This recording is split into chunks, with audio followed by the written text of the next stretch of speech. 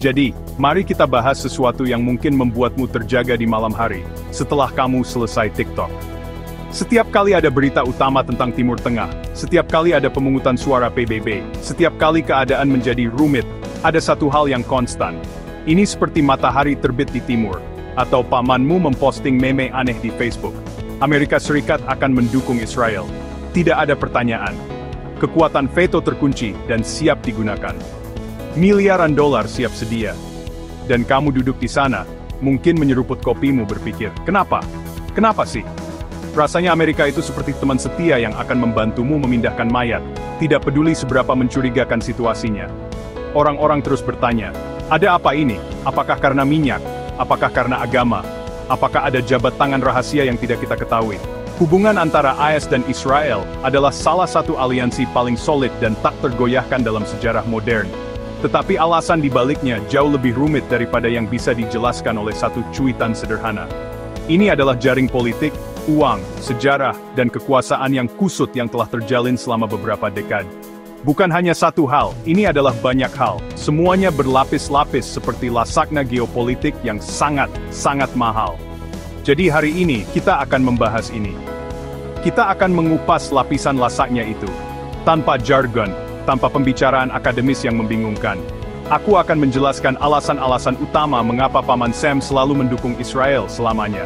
Kita akan menghubungkan titik-titik, dari Washington DC ke Tel Aviv, dari gereja-gereja besar di Texas, hingga startup teknologi di Silicon Valley. Pada akhir video ini, kamu akan memiliki gambaran yang jauh lebih jelas tentang apa yang sebenarnya terjadi. Oke, pertama, mari kita bicara geografi.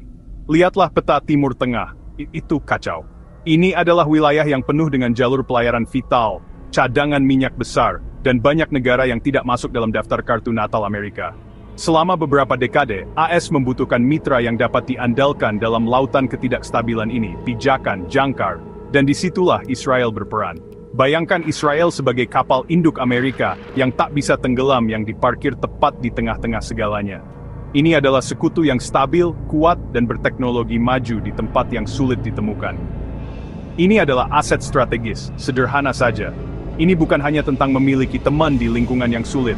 Ini tentang Intel, kawan, Mossad dan CIA, mereka seperti teman kerja terbaik di dunia mata-mata, terus-menerus berbagi informasi, bergosip tentang program nuklir Iran, dan berkolaborasi dalam pengawasan berteknologi tinggi. Militer dan badan intelijen Israel adalah salah satu yang terbaik di dunia, dan mereka menyediakan mata dan telinga penting bagi AS di lapangan. Kemitraan ini memungkinkan Washington untuk memproyeksikan kekuatan dan pengaruh di seluruh wilayah, tanpa harus menempatkan ribuan tentara Amerika di mana-mana. Ini adalah pengganda kekuatan strategis. Dan bagi Pentagon, sekarang, mari kita ikuti uangnya. Dan di Washington, semua jalan menuju K Street, rumah lobi politik. Dan ketika kita berbicara tentang lobi pro-Israel, kita harus membicarakan yang besar, AIPAC, Komite Urusan Publik Amerika Israel. Orang-orang ini adalah Michael Jordan-nya lobi.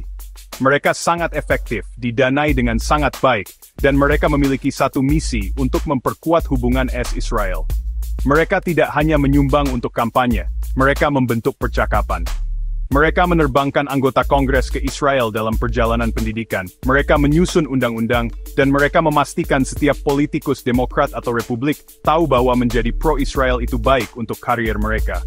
Tapi bukan hanya AIPAC. Pengaruh komunitas Yahudi Amerika juga merupakan faktor besar. Sekarang, mari kita perjelas tidak semua Yahudi Amerika setuju dengan kebijakan Israel. Itu mitos monolit. Tetapi sebagai kelompok, mereka aktif secara politik, memiliki tingkat partisipasi pemilih yang tinggi, dan merupakan donatur penting, terutama untuk Partai Demokrat. Hubungan sejarah dan budaya mereka dengan Israel, berarti bahwa memastikan keamanannya adalah prioritas utama. Ketika sebuah komunitas begitu terlibat dan begitu berpengaruh, para politikus mendengarkan. Ini menciptakan ekosistem politik di mana dukungan tak tergoyahkan untuk Israel menjadi pengaturan standar. Taruhan politik teraman yang bisa kamu buat. Ini adalah lingkaran umpan balik pengaruh, uang, dan suara yang hampir tidak mungkin dipatahkan. Di luar strategi dan uang, ada cerita yang diceritakan Amerika pada dirinya sendiri. Dan bagian besar dari cerita itu adalah bahwa Israel adalah satu-satunya demokrasi di Timur Tengah. Itu adalah slogan yang kuat. Di wilayah yang sering digambarkan di Barat sebagai penuh monarki, teokrasi, dan otokrat, Israel dibingkai sebagai jiwa yang sejiwa, sesama anggota klub demokrasi Barat. Mereka memiliki pemilihan umum, Mahkamah Agung, pers yang hidup. Itu terlihat familiar. Identitas bersama sebagai mercusuar demokrasi ini menciptakan ikatan ideologis yang kuat. Ini membuat dukungan terhadap Israel terasa seperti mendukung salah satu dari kita sendiri melawan dunia yang bermusuhan. Tapi ada kekuatan ideologis lain yang bahkan lebih kuat, Zionisme Kristen. Kita berbicara tentang jutaan evangelis Amerika yang percaya bahwa negara modern Israel adalah pemenuhan nubuat Alkitabiah. Bagi mereka, ini bukan tentang politik, ini tentang teologi, ini tentang rencana Tuhan. Mereka percaya bahwa melindungi Israel adalah tugas suci, penting untuk mengantarkan akhir zaman dan kedatangan kedua Kristus. Ini adalah blok pemilih yang besar dan sangat termotivasi, terutama di dalam Partai Republik. Ketika mereka pergi ke tempat pemungutan suara, mendukung Israel tidak dapat dinegosiasikan. Ini bukan posisi kebijakan luar negeri, ini adalah artikel iman, dan kamu tidak bisa berdebat dengan iman. Mari kita bicara bisnis. Aliansi ini bukan hanya tentang pangkalan militer dan nubuat ilahi, ini juga tentang uang tunai dan teknologi mutakhir. Israel mendapatkan julukan Silicon Wadi karena suatu alasan. Ini adalah kekuatan global dalam inovasi teknologi, keamanan siber dan startup. Dan ya, raksasa teknologi Amerika telah menyadarinya. Google, Apple, Microsoft, Intel, mereka semua memiliki pusat R&D besar di Israel. Mereka tidak di sana karena cuaca. Mereka di sana untuk memanfaatkan tenaga kerja yang sangat terdidik dan budaya inovasi yang, jujur saja, jauh melampaui bobotnya. Ini menciptakan keterikatan ekonomi yang dalam, di mana keberhasilan teknologi Amerika sebagian terkait dengan keberhasilan teknologi Israel. Hubungan ini adalah jalan dua arah, yang sebagian besar diaspal dengan uang pajak AS.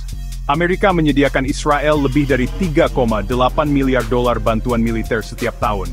Tapi ini yang menarik, Israel diwajibkan untuk membelanjakan sebagian besar uang itu untuk, kamu bisa menebaknya, perangkat keras militer buatan Amerika. Ini adalah langkah jenius. AS mensubsidi industri pertahanannya sendiri. Israel mendapatkan senjata paling canggih di planet ini. Dan kedua negara berkolaborasi dalam mengembangkan teknologi militer baru, seperti sistem pertahanan rudal Iron Dome. Ini adalah hubungan simbiosis di mana uang Amerika mendanai keamanan Israel, yang pada gilirannya membeli produk Amerika dan mengembangkan teknologi bersama yang menguntungkan militer AS. Ini adalah win-win. Jika kamu adalah kontraktor pertahanan, untuk benar-benar memahami komitmen Amerika, kita harus kembali ke masa lalu. Kita harus bicara tentang babak tergelap abad ke-20 Holocaust. Pembunuhan sistematis 6 juta Yahudi oleh rezim Nazi, menciptakan rasa bersalah dan tanggung jawab yang mendalam di dunia Barat, termasuk Amerika Serikat. Setelah Perang Dunia Kedua, dunia melihat konsekuensi mengerikan dari apa yang terjadi ketika suatu bangsa tidak memiliki tanah air untuk melindungi mereka, tidak ada tentara untuk membela mereka. Seruan tidak akan lagi bukan hanya slogan, itu menjadi prinsip dasar geopolitik pasca perang. Trauma sejarah ini tertanam dalam jiwa Amerika. Pembentukan negara Israel pada tahun 1948 dilihat oleh banyak orang di AS sebagai keharusan moral, tindakan keadilan sejarah yang diperlukan. Itu dipandang sebagai penyediaan tempat yang aman bagi orang-orang yang teraniaya, jaminan bahwa tragedi seperti Holocaust tidak akan pernah terulang. Argumen moral dan sejarah ini terus menjadi sangat kuat. Itu membentuk pendidikan anak-anak Amerika, retorika para politikusnya, dan inti emosional aliansi. Mendukung keberadaan dan keamanan Israel seringkali dibingkai bukan sebagai pilihan politik, tetapi sebagai kewajiban untuk mengingat dan menghormati korban kejahatan terbesar dalam sejarah. Akhirnya, mari kita lihat panggung global Perserikatan Bangsa-Bangsa. Disinilah aliansi AS-Israel paling terlihat, dan, ya, paling kontroversial. Israel, terus terang, bukan anak paling populer di kantin PBB. Ia menghadapi kecaman dan resolusi terus-menerus dari Majelis Umum, terutama mengenai kebijakannya terhadap Palestina dan pendudukan tepi barat. Dalam pemungutan suara langsung, Israel akan kalah, hampir setiap saat. Tapi ia tidak harus menghadapi pemungutan suara itu sendirian. Ia memiliki teman permanen di Dewan Keamanan dengan tombol yang sangat besar dan sangat kuat berlabel veto. Amerika telah menggunakan kekuatan vetonya lebih dari anggota tetap lainnya untuk melindungi Israel dari resolusi yang dianggap bias atau berbahaya. Iron Dome diplomatik ini mutlak krusial bagi Israel.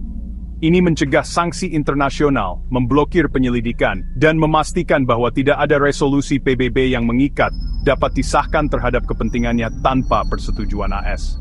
Ini membuat Israel sangat bergantung pada niat baik Amerika. Tanpa AS yang mengintervensi di PBB, Israel akan jauh lebih terisolasi di panggung dunia. Ketergantungan ini memberi AS pengaruh yang sangat besar, tetapi juga berarti bahwa reputasi Amerika terikat pada tindakan Israel, baik atau buruk. Jadi begitulah. Hubungan AS-Israel bukan hanya tentang satu hal. Ini adalah koktail kompleks dari kepentingan strategis di wilayah yang bergejolak, kekuatan besar lobi politik domestik, ideologi yang sama, dan terkadang bertentangan, ikatan ekonomi dan teknologi yang dalam, dan bayangan panjang dan gelap dari trauma sejarah. Kekuatan-kekuatan ini telah terjalin selama lebih dari 75 tahun untuk menciptakan salah satu aliansi paling tangguh dan kontroversial di dunia. Ini adalah ikatan yang telah bertahan dari perubahan presiden, partai, dan dinamika global. Ini dibuat untuk bertahan lama. Tapi, dan ini adalah tapi yang besar, penting untuk mengakui bahwa dukungan yang tak tergoyahkan ini tidak luput dari kritik, baik di dalam maupun di luar Amerika Serikat. Banyak yang berpendapat bahwa dukungan tanpa syarat ini telah memungkinkan kebijakan yang melanggar hukum internasional, merusak hak dan aspirasi rakyat Palestina, dan pada akhirnya mengacaukan wilayah yang ingin dikendalikan Amerika. Mereka bertanya apakah aliansi ini benar-benar melayani kepentingan jangka panjang AS, atau apakah itu menjebak Amerika dalam siklus konflik. Perdebatan mengenai biaya hubungan ini, baik moral maupun strategis, semakin keras setiap tahun, terutama di kalangan generasi muda. Ini adalah masalah yang sangat kompleks tanpa jawaban yang mudah, dan apa yang telah kita diskusikan hari ini hanyalah awal dari percakapan. Hubungan antara kedua negara ini akan terus membentuk politik global untuk beberapa dekade mendatang. Jadi bagaimana menurutmu? Apakah ada alasan penting yang terlewat olehku? Apakah kamu melihat aliansi ini berubah di masa depan? Apa konsekuensi dari dukungan tak tergoyahkan ini? Aku sangat ingin tahu pendapatmu. Tinggalkan di kolom komentar di bawah. Mari kita berdiskusi sungguhan. Mari kita tetap saling menghormati, tetap cerdas. Terima kasih sudah menonton.